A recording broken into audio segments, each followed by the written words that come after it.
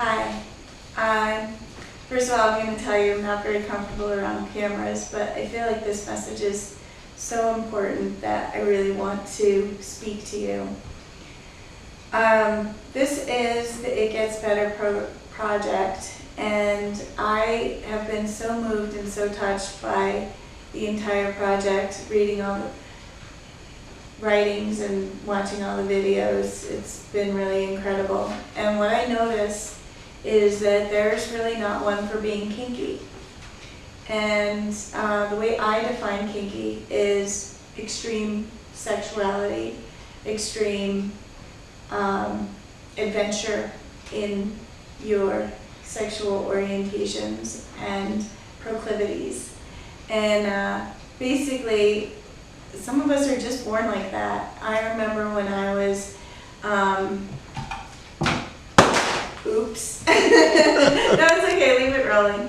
I remember when I was 5 years old having fantasies, and I'm going to be really careful what I say here because I don't want YouTube to pull it, but I definitely had some suffocation fantasies and some rope tying fantasies, some bondage and some blindfolds and some spanking, and that was at 5.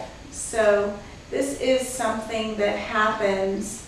I don't know if that was when I first started getting my first feelings of sexuality. I'm just not really sure why it happens, but it's who I am.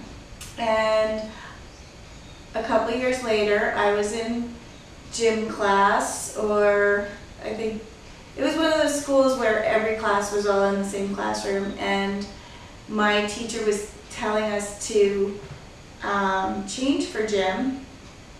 And so I took off my shirt, and he didn't say, you know, boys need to do this and girls need to do that. I didn't really understand gender, and I just took off my shirt. And he called me up into the front of the room and called me a complete slut. And that really sucked. All of a sudden I understood that this word slut was a bad thing to be, and that that's what I was. And I really was. I actually was very adventurous sexually. I really enjoyed being with men and women and trying things, and all of those things gave me a pretty bad reputation. But, and that was very hurtful. There were some really hurtful times through that whole period of time. Luckily, as I got older, I found an entire group of people that were just like me. And they had the fantasies that I had, and they enjoyed the things that I liked, and I realized that it was okay to be kinky. And that's just a general term, and it was okay to want to tie people up. It was okay to want to be tied up. It was okay to be spanked, or to, I'm not going to go into too much stuff right now. But what I will say, and this is I think really important, is that those fantasies that you're having does not make you a sick person or a dangerous person or a serial killer. And it's really hard to get information at your age about it being okay, but it is. What you do with those fantasies and how you channel that energy is going to decide how you're going to live your life. And there is education available to you, and there is absolutely a group of people waiting till you're old enough to educate you properly. And what you'll find is that in that community there are incredible people with integrity and honesty, and within that structure of integrity and honesty, then there's this safe place to explore anything that you want that's going on in your sexuality. There just needs to be some rules around it. And that's something that you can learn later on. what I'm here to tell you is that if you're the kind of person that wants to do these things to people, things that are like really kind of scary to your brain and scary to your mom and scary to the school nurse, maybe not tell everybody what's going on, but just know that there's a safe way to do it, and there's a way to find people who want those things done to them.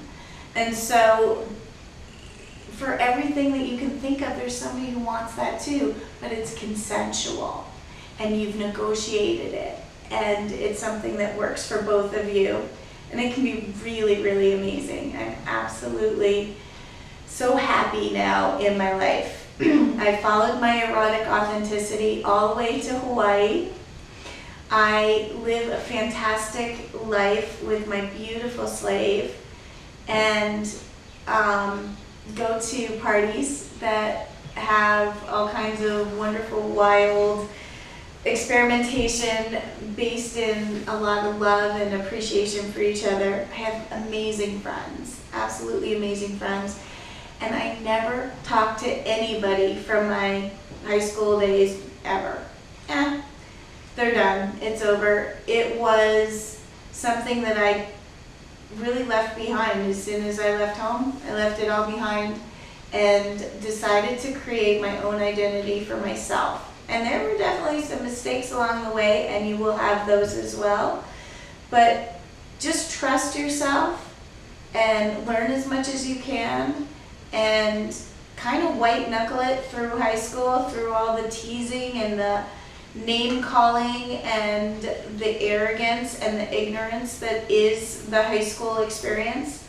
And as soon as you get out of there, sign that piece of paper, never look back. You don't have to look back. It does get so much better. Thank you.